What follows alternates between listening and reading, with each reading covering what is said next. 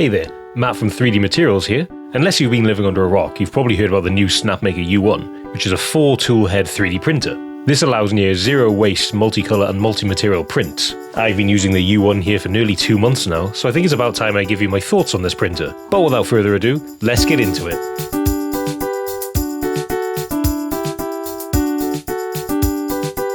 First things first, Snapmaker did send me over the printer for free, but I've had no influence over this review whatsoever, which is great to see. There will, however, be an affiliate link which takes you to the U1 store page in this video's description and in my bio. So if you've been thinking of buying the U1 and this video sways you, then you can use that link to help me out a bit at no extra cost to you. Anyway, let's talk about this printer.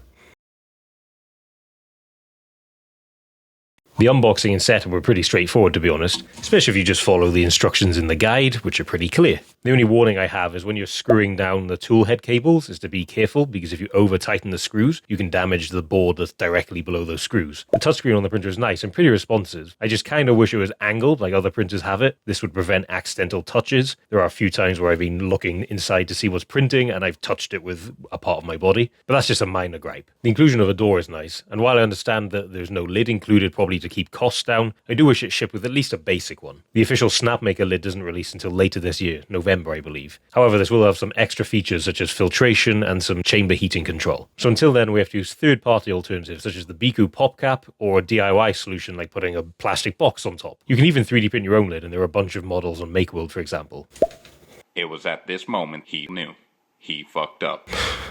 For the plastic box on top, a lot of people have used the IKEA Samler box, but it's slightly bigger than it needs to be, so I've used a smaller one, which I bought from the Range, for anyone based in the UK. It's a bit smaller and seems easier to see through, especially at the sides. I'll link it and the Makeworld model, which I used to attach it to the printer, down below. After setup, the first print was of course the included pre-sliced mini dragon, which used the 4 spools of filament which come with the printer, so you get 4 500 grams of black, white, red and yellow. I actually haven't used all of these up yet, so these last a long time. And they print great. In terms of the little dragon, I think it came out really nice. The only thing I would say is the bottom layer didn't come out amazing, but subsequent prints I didn't have this problem, so it might have just been a problem with the pre-sliced files. Usually these pre-sliced files on these printers, such as the Benchy, are like optimized in a weird way for speed or efficiency.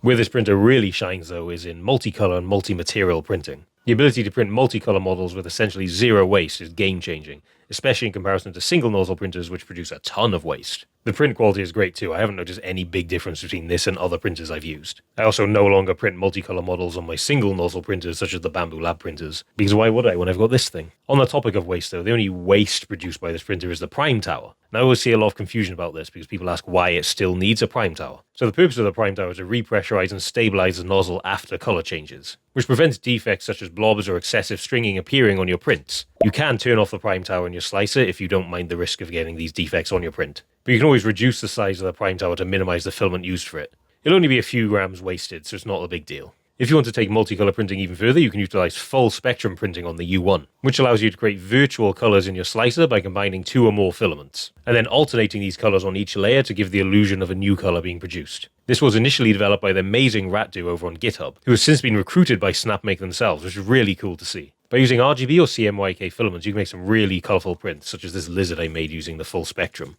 However, the downsides are a much increased print time obviously, because way more color changes are happening, and you typically need a layer height below 0.1 millimeters to get better color blending and to fool your eyes into thinking new colors have been made. Another use for the multiple tool heads is to carry out multi-material printing, without the risk of cross-contamination that you get with single nozzle printers. This is best used for mixing different materials in the same print, such as rigid PLA with flexible TPU, or for using dedicated support materials, such as PLA with PETG supports and vice versa. I have a whole other video on how to use these dedicated support materials, which you can check out here. Speaking of TPU, the U1 opens up the possibility for multicolor TPU printing, which is very difficult to achieve on other printers. However, full disclosure, I haven't had much luck with multicolor TPU printing, which could be a me problem as I've seen a lot of people have great success with it. It's been okay for single color TPU prints, such as these two which I printed. This is a 90A TPU and this is a 95A TPU. However, multicolor TPU prints for me have been messy, super stringy, and resulted in a few clogs. I'll probably revisit multicolor TPU printing in a future video because I'm determined to get it to work. Outside of a few filament feeding errors, the printer has been a dream to use, to be honest. The only hands-on maintenance I've had to do is to deal with the previously mentioned TPU clogs, although I will say that disassembling the toolhead is a bit of a nightmare. But once you do it a few times, you do get used to it.